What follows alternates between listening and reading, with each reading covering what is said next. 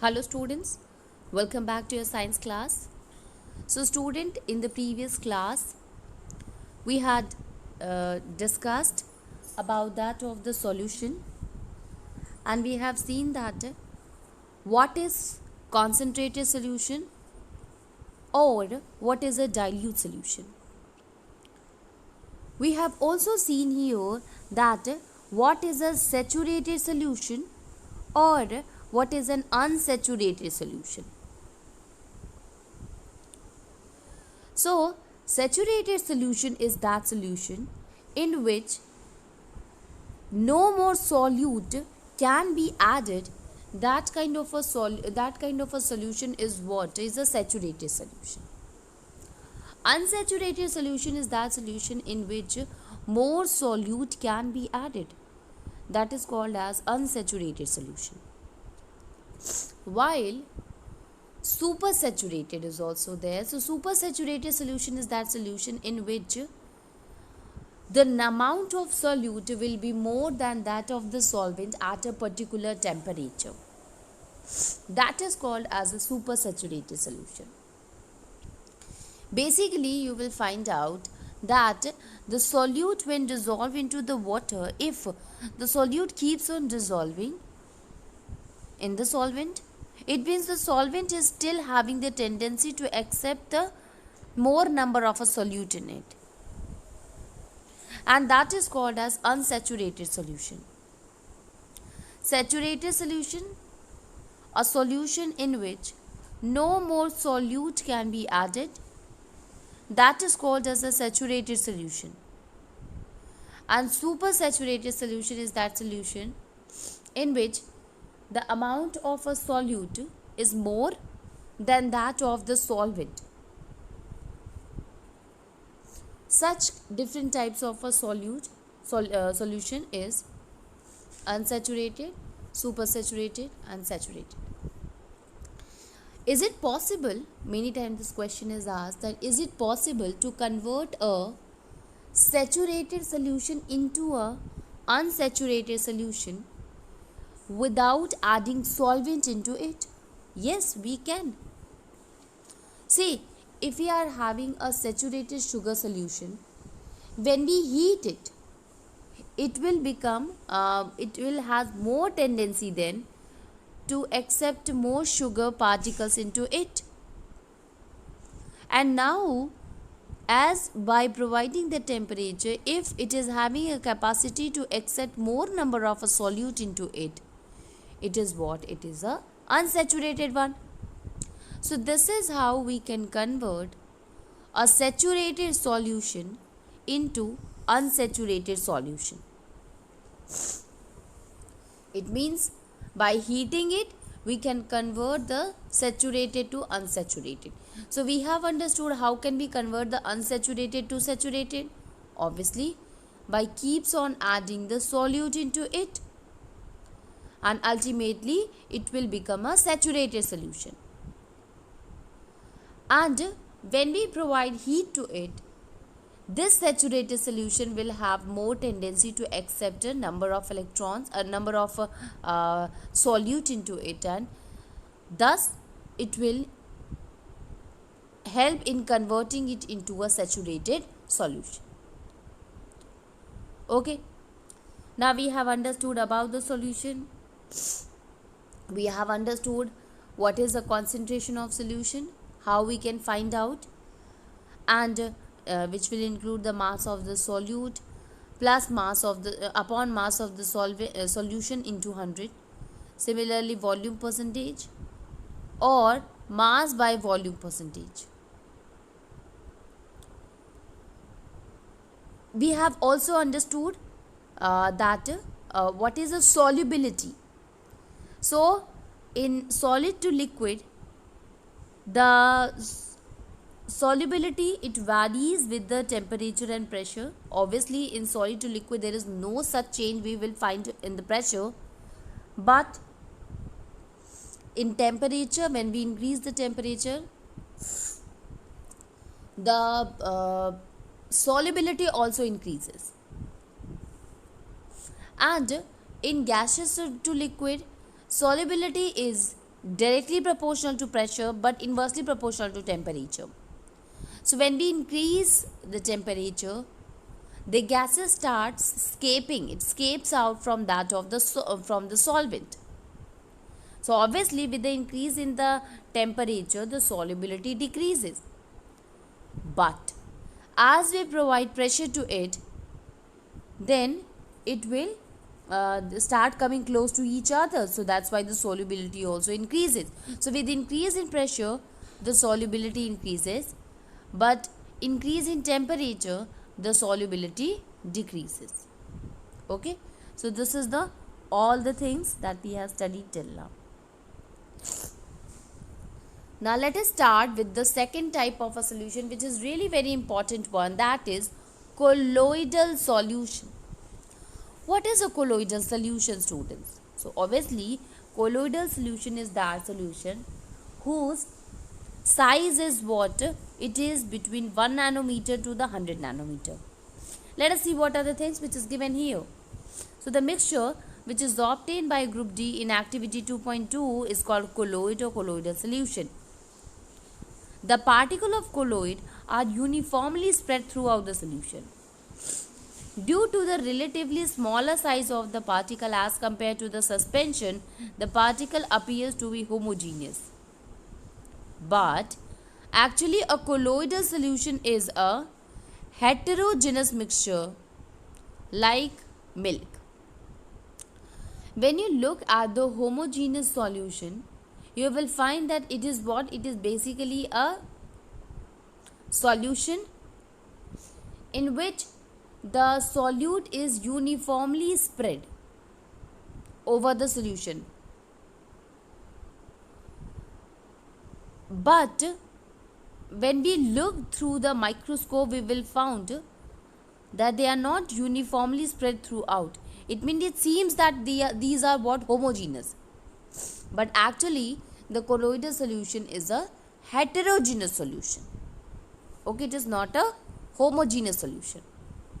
That is why it is given here that due to relatively smaller size of the particle as compared to suspension, the mixture appears to be homogeneous. But actually colloidal solution is a heterogeneous mixture. For example, milk. Milk is what? It is a it is a heterogeneous, it is a colloidal solution.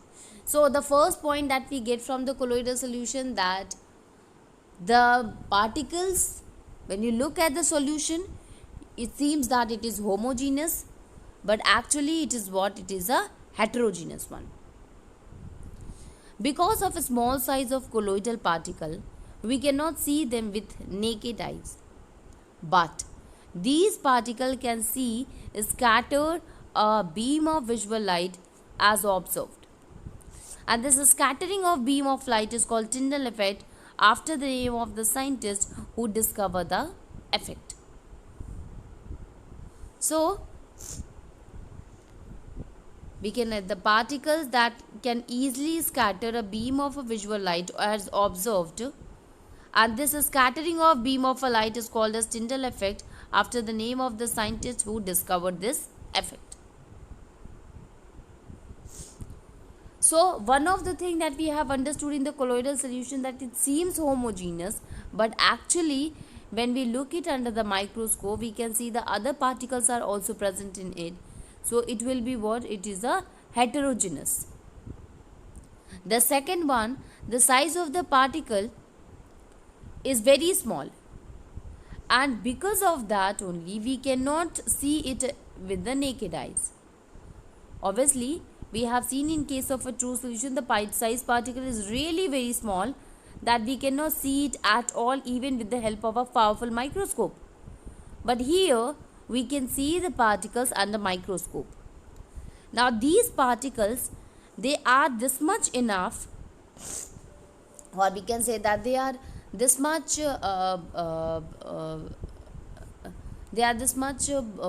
big, although it's a very small one, but they are having this much size that it can scatter the beam of a light which is falling on its surface. And it is because of that the particle has been given a name, that they can easily scatter a beam of a light, visible light, which passes through this solution. And this scattering of the beam of a light is called as Tyndall effect. This name Tyndall, it was given after the name of the scientist whose name was after the name of the scientist who discovered this effect. So basically we can say that Tyndall effect is what? Scattering of a light when a beam of a light falls in the solution, and thus it helps in making the path visible also. Now let us see here how Tyndall effect is done. So Tyndall effect also observed when a fine beam of a light enters through a small hole, and this happens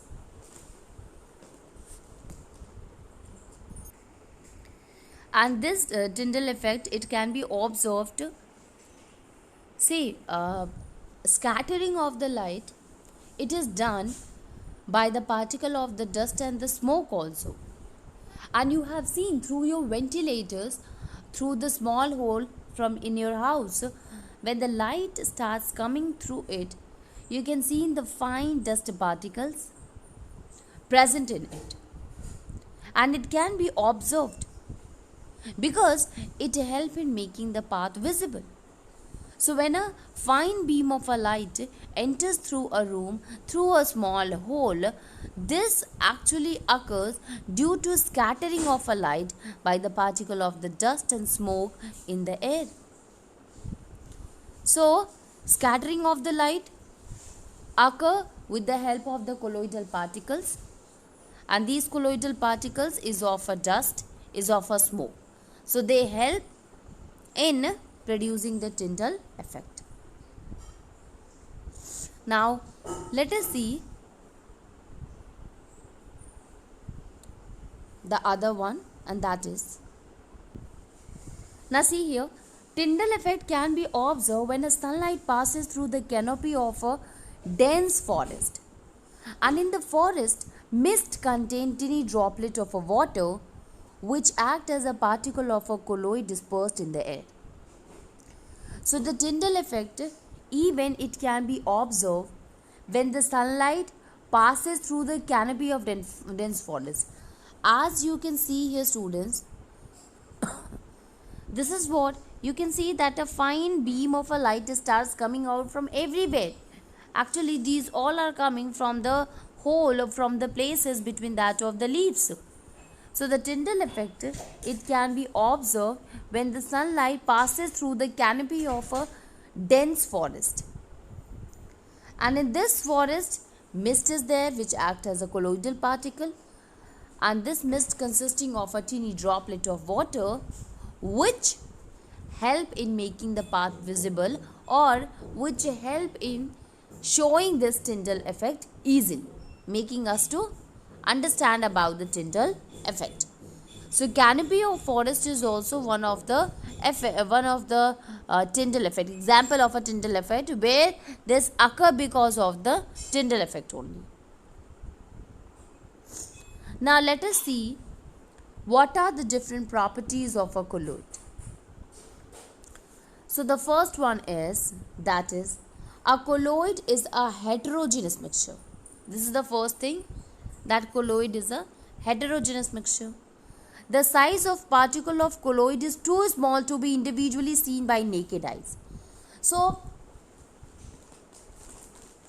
we can say here that colloids, it appears that it is homogeneous, but actually it is what? It is a heterogeneous mixture. When we look at the particles seems having the power to scatter. So obviously they are what they are. They can be seen under the microscope, and there we will see that it is actually a heterogeneous in nature. So it seems homogeneous, but actually it is a heterogeneous. Second one, the size of the particle of the colloid is too small to be individually seen by the naked eyes. Yes, even though it is a heterogeneous mixture, but when you look at it from outside, you will be not able to distinguish between that of the homo or that of the heterogeneous. Now if we look at the size of the particles, they are really very small, and we are not able to see it with the help of the naked eyes. We can only see with the help of a microscope. So this is the second point. Colloids are big enough to scatter a beam of a light passing through it and make its path visible. Yes, they are heterogeneous, so they are having the power to scatter a beam of a light passing through it. So colloidal particles or colloids are big enough that they can scatter a beam of a light when fall on its surface, and ultimately it will help in making the path visible to us. Okay, so this is the colloid. They do not settle down when left undisturbed, that is, colloid is quite stable. So you will see, even in the true solution, we have seen that the true solution, when left undisturbed for some time, it will not going to show the movement. It means true solution, they are really very small. So when we left it undisturbed, the particles do not get settled down. So settling of the particle does not occur in the true solution. Even in the colloid also, they do not get settled down. And the reason by which the colloidal particles do not get settled down is the Brownian motion, a Brownian movement. So when these particles are present in the solution, they used to collide with each other. And due to this collision, they used to move in a zigzag pattern. And that zigzag movement of the colloidal particles present in the solution shown, that is called as a Brownian movement. Okay. So it is because of this Brownian motion, the particles, they do not get settled down even when it is left undisturbed. Okay. And it is because of that we can say that colloid is what? It is a quite stable one.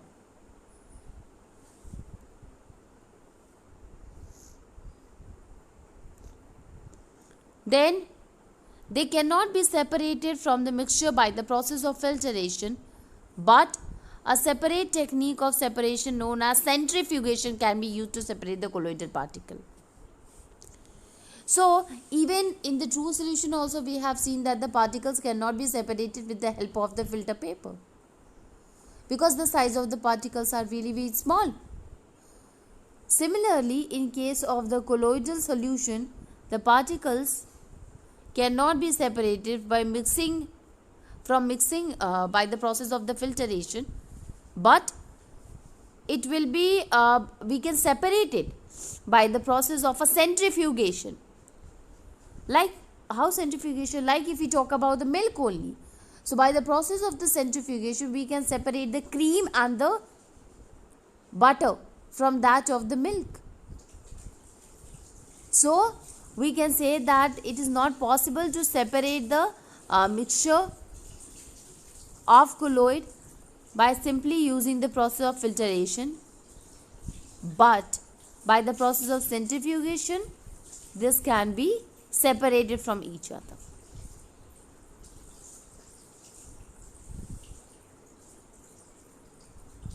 Now the next one is the component of colloidal solution are the dispersed phase and the dispersion medium. See, in case of a solution, we have divided the solution into two different parts. One is solute and the other one is the solvent. Solute is that which dispersed or which is added into that of the solvent, and solvent is what in which solute is added. That is called as the. Similarly, in case of a colloidal solution, we have divided the colloidal solution into two, and that is dispersed phase and dispersion medium. Dispersed phase and dispersion medium. What is a dispersed phase? The solute-like component or the dispersed particle in the colloid that will going to form the dispersed phase. And the component in which this dispersed phase is suspended is known as dispersion medium. So we can say here that a solution consisting of a dispersed phase as well as the dispersion medium, and the component of the solute, like in case of a solution we have seen that the solute is what which is present in a less amount. So similarly in case of a colloidal solution we will use the dispersed phase is that a solute which is dissolved in the dispersion medium.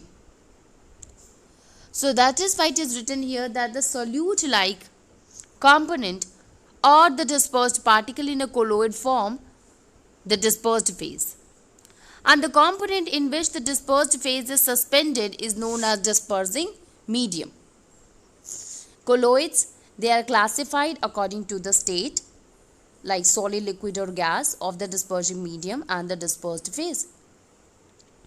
So colloids are generally classified as a solid, liquid or the gases depending on the type of a solute or the solvent. So it is having the different kind of a dispersed phase or dispersion medium, and the dispersed phase, it can be solid, liquid or gas. Even the dispersion medium can be the solid, liquid and gas.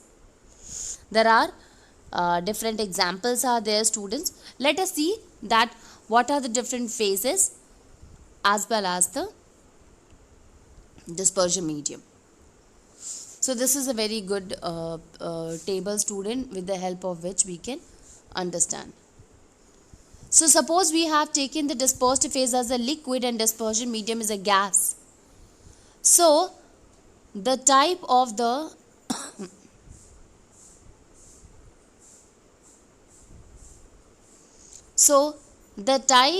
is formed here, it is aerosol. Dispersed phase when dissolved in a gas, then aerosol. Examples are fog, cloud and mist. If we talk about the solid, when we have taken the dispersed phase as solid and the dispersion medium as gas, it means solid in gas. That type is also what? Aerosol. Although it will be little bit different, and it will be smoke, automobile exhaust. Smoke and automobile exhaust. Next is gas, which is dissolved in a liquid. Both of them will form the foam, and this will include the shaving cream. The shaving cream is also an example of the colloidal solution of gas in liquid. Then liquid in liquid, it is what? It is emulsion. Example, milk and face cream is there. Then solid in liquid, that is called a sol. It means a kind of a solution in which the solid material is added to the liquid solvent. So this solid and liquid, they combine together to form the sol. Example, milk of magnesia is there or mud is there. If gas is there in the solid mixed with that of the solid, then the type is formed foam. Example, foam, rubber, sponge. These all are the example of the foam. Then if the solid is in the liquid, if the medium is solid and the phase is liquid, then gel is formed. Now jelly, cheese, butter, these all are the example of the colloid. If the dispersed phase is a solid and the dispersion medium is also solid, it means solid in solid, then the kind of a solution is formed here is called as a solid sol. And the example that we can take for solid sol, it will be colored gemstone. That is a very good example. So this is what, student, this is we have seen the dispersed phase as well as the dispersion medium, where we have taken the different types of a situation in which we take the dispersed phase and dispersion medium, and the kind of a thing which is formed and what can be the different example of these things. So colored gemstone, milky glass, these all are the example of a solid in solid. Okay.